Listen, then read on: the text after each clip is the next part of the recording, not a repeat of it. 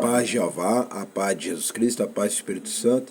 Iremos começar o culto nessa tarde de hoje, 22/2/2026, domingo, 12h32. Nós já chegamos nos ensinamentos, Atos, no livro de Atos. Nós já chegamos nos ensinamentos de Atos. Culto completo nessa tarde. Agora é os ensinamentos. O mundo do século I fervilhava entre mitos e fábula, saturado de máscara, promotores de religiões misteriosas de poderes mágicos. Foi assim que o médico Luca, companheiro de Paulo, em várias de suas viagens missionárias, decidiu deliberada e cuidadosamente registrar o início do cristianismo. Ele escreveu não como um evangelista, mas como historiador, não ao perdido, mas aos crentes. Sua intenção era demonstrar claramente em seu evangelho, em Atos, o segundo volume de sua obra, que a fé cristã não está alicerçada em mito algum. O cristianismo tem suas raízes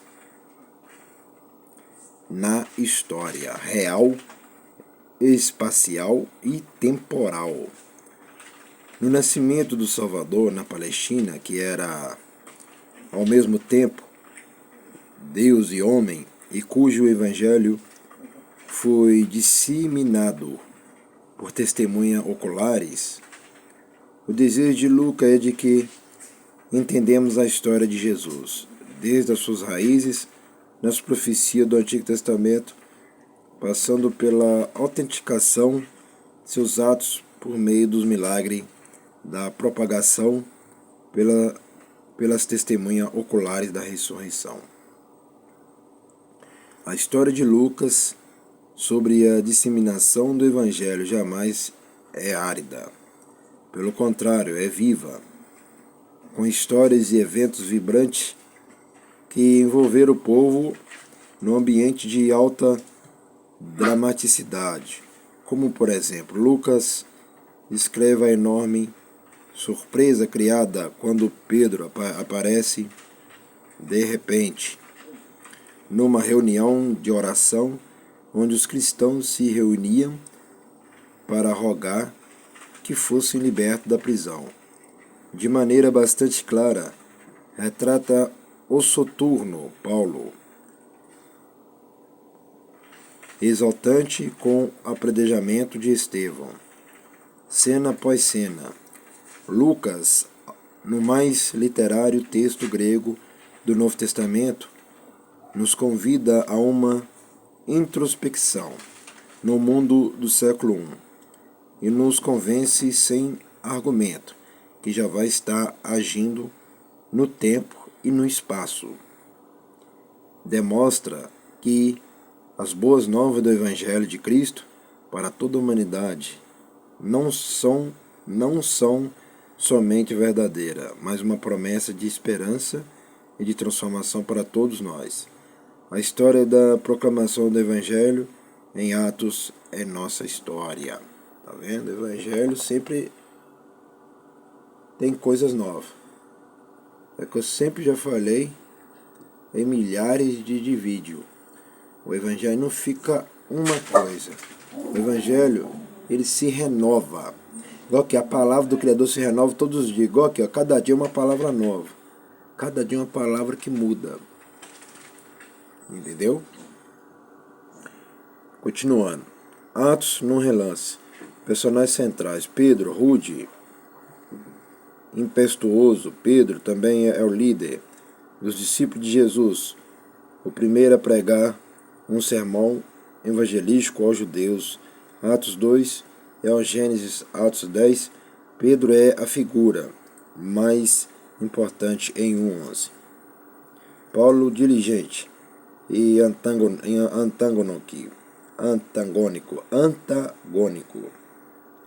Saulo é transformado num cristão empenhado quando Cristo de fato, fala com ele na estrada para Damasco.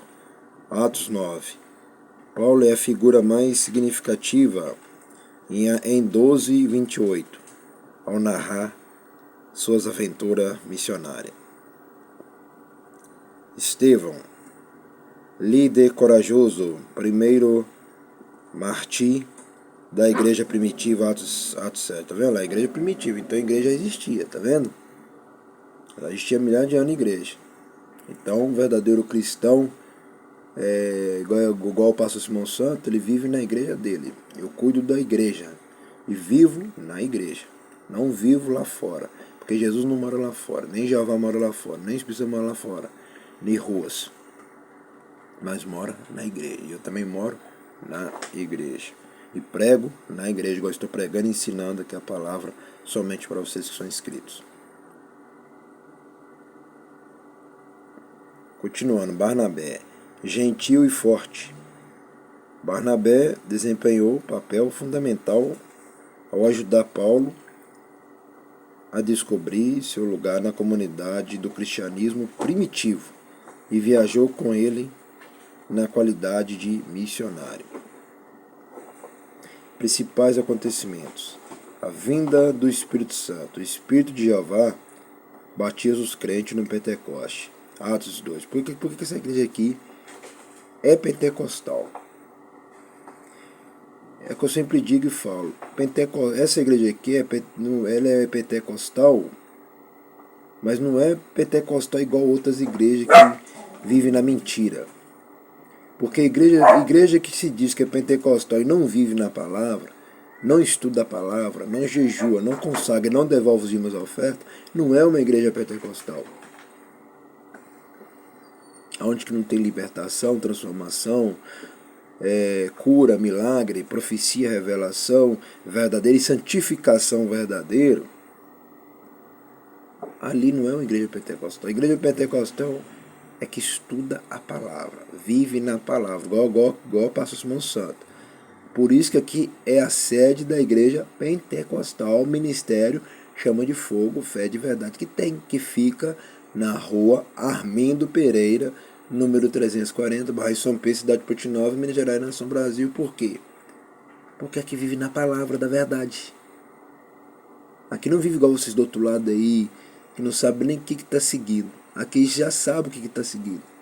Aqui é pentecostal porque aqui vive na palavra, aqui vive estudando a palavra todos os dias, todos os momentos. É dia inteiro, é de manhã, de tarde, de noite, na madrugada, após dia, após mês, após ano, pro resto da vida e até a volta de Jesus Cristo. Estudando a palavra, ensinando a palavra e explicando a palavra somente para vocês que são inscritos, para que vocês não sejam enganados lá fora com falsas igrejas. Entendeu? Por isso que aqui é pentecostal, porque aqui é pentecostal com esses irmãos aí, ó, que viviam estudando a palavra, na oração, na adoração, consagração constantemente, igual aqui constantemente, oração nas madrugadas, oração todo momento, eles viviam. Por isso que aqui é pentecostal. E muitos acham que a igreja pentecostal é igual a outras lá. Não, aqui não tem. É o que eu sempre digo e já falei. Aqui não tem igreja igual a ninguém, não. A sede da igreja pentecostal, a Ministério Chama de Fogo, é pentecostal porque aqui estuda a palavra. Não interpreta as coisas erradas. E você do outro lado aí que se diz que é pentecostal, você não é. Porque você não estuda a palavra, não devolve os dízimos à oferta, não vem à igreja, não aprende com os cultos, não aprende com os vídeos, então você não é pentecostal. O verdadeiro pentecostal estuda a palavra, consagra, jejua, devolve os dízimos à oferta e está na igreja todos os dias. Continuando. E o verdadeiro pentecostal não ouve falsos profetas e falsos profetisas que estão espalhados para esse mundo aí. E o verdadeiro pentecostal não vai em igrejas falsas. Olha lá, continuando.